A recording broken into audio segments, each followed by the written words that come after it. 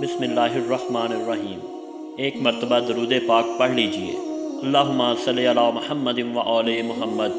ہدایت Islamic studio کے معزز ناظرین، السلام علیکم۔ مرنے کے بعد کیا ہوگا؟ حضرت ابو ہریرہ رضی اللہ تعالی عنہ کہتے ہیں کہ رسول اکرم صلی اللہ علیہ وآلہ وسلم نے فرمایا، جب میت دفن کی جاتی ہے تو اس کے پاس دو سیاہ کیری آنکھوں والے فرشتے آتے ہیں۔ ان میں سے ایک کا نام منکر اور دوسرے کا نام نکیر ہے۔ دونوں اس سے پوچھتے ہیں، تم اس آدمی محمد صلی اللہ علیہ وآلہ وسلم کے بارے میں کیا کہتے ہو؟ وہ وہی کہے گا جو دنیا میں کہا کرتا تھا، یعنی محمد صلی اللہ علیہ وآلہ وسلم اللہ کے بندے اور اس کے رسول ہیں۔ میں گواہی دیتا ہوں کہ اللہ کے سوا کوئی اعلیٰ نہیں اور محمد صلی اللہ علیہ وآلہ وسلم اس کے بندے اور رسول ہیں۔ دونوں فرشتے جواب میں کہتے ہیں، ہم سمجھتے تھے کہ تم یہی جواب دو گے۔ پھر اس کی قبر 70 در 70 ہاتھ فراخ کر دی جاتی ہے اور اسے روشن کر دیا جاتا ہے۔ پھر بندے سے کہا جاتا ہے، سو جاؤ۔ وہ کہتا ہے، میں اپنے اہل و عیال میں واپس جا کر انہیں اپنی مغفرت کی خبر دینا چاہتا ہوں۔ فرشتے جواب میں کہتے ہیں، یہ ممکن نہیں، بلکہ اب تم دلہن کی نیند سو جاؤ، پرسکون نیند سو جاؤ، جسے اس کے محبوب کے علاوہ کوئی نہیں جگاتا۔ چنانچہ وہ سو جاتا ہے، یہاں تک کہ اللہ ہی اسے قبر سے اٹھائے گا۔ اگر مرنے والا منافق ہو تو وہ فرشتوں کے سوال کے جواب میں کہتا ہے، محمد صلی اللہ علیہ وآلہ وسلم کے بارے میں وہی کچھ کہتا ہوں جو لوگوں کو کہتے سنا تھا، اس کے علاوہ میں کچھ نہیں جانتا۔ دو فرشتے کہتے ہیں، ہمیں معلوم تھا کہ تم یہی جواب دو گے۔ پھر زمین کو حکم دیا جاتا ہے کہ تنگ ہو جاؤ، چنانچہ وہ تنگ ہو جاتی ہے اور اس کی پسلیاں ایک دوسرے میں گھس جاتی ہیں۔ منافق اپنی قبر میں قیامت تک عذاب میں مبتلا رہتا ہے۔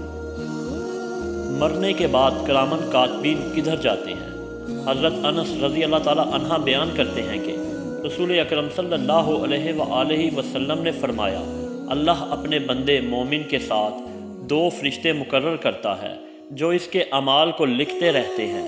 جب وہ بندہ فوت ہو جاتا ہے تو جو فرشتے اس کے اعمال لکھتے ہیں وہ اللہ تعالیٰ سے عرض کرتے ہیں کہ تو اب ہمیں اجازت دے، ہم آسمان پر چڑھ جائیں۔ اللہ تعالیٰ فرماتا ہے، میرا آسمان فرشتوں سے بھرا ہوا ہے جو میری تسبیح کر رہے ہیں۔ وہ عرض کریں گے، تو کیا ہم زمین پر قیام کریں؟ اللہ تعالیٰ فرمائے گا، میری زمین میری مخلوق سے بھری ہوئی ہے جو میری تسبیح کر رہی ہے۔ وہ کہیں گے، پھر ہم کہاں جائیں؟ اللہ تعالیٰ فرمائے گا، تم میرے اس بندے کی قبر پر قیام کرو اور سبحان اللہ، الحمدللہ، اللہ اکبر، لا الہ الا اللہ پڑھو اور قیامت تک اس کو میرے اس بندے کے لیے لکھتے رہو۔ سبحان اللہ۔ برزخ کس کے درمیان ہے؟ اکثر لوگوں کا یہ عقیدہ ہے کہ ہمارے یعنی زندہ انسانوں اور مرنے والوں کے درمیان برزخ حائل ہوتی ہے، اس لیے ہم میت پر گزرنے والے حالات کو نہیں دیکھ سکتے۔ برزخ کس کے درمیان ہوتی ہے؟ آئیے ہم قرآن پاک سے دیکھتے ہیں۔ یہاں تک کہ جب ان میں سے کسی کو موت آ جاتی ہے تو کہتا ہے، اے میرے رب، مجھے اس دنیا میں واپس لوٹا دے تاکہ میں نیک اعمال کروں جسے چھوڑ آیا ہوں۔ اللہ تعالیٰ فرماتا ہے، ہرگز نہیں، یہ تو ایک بات ہے جو وہ کہہ رہا ہے اور ان سب کے پیچھے ایک برزخ آڑ حائل ہے قیامت کے دن تک۔ دوسری آیت میں اللہ تعالیٰ فرماتے ہیں، کاش تم دیکھو ان ظالموں کو سکرات موت میں اور فرشتے ہاتھ پھیلا پھیلا کر کہہ رہے ہوتے ہیں کہ نکالو اپنی روحوں کو، آج تم کو ضلالت والا عذاب دیا جائے گا، اس لیے کہ تم اللہ پر جھوٹ بولا کرتے تھے اور اس کی آیات سے سرکشی کرتے تھے، اور تم تن تنہا ہمارے پاس پہنچ گئے، ہمارے پاس جیسے ہم نے پہلی مرتبہ پیدا کیا تھا، اور جو کچھ ہم نے تم کو عطا کیا تھا وہ سب اپنی پیٹھ پیچھے چھوڑ آئے ہو۔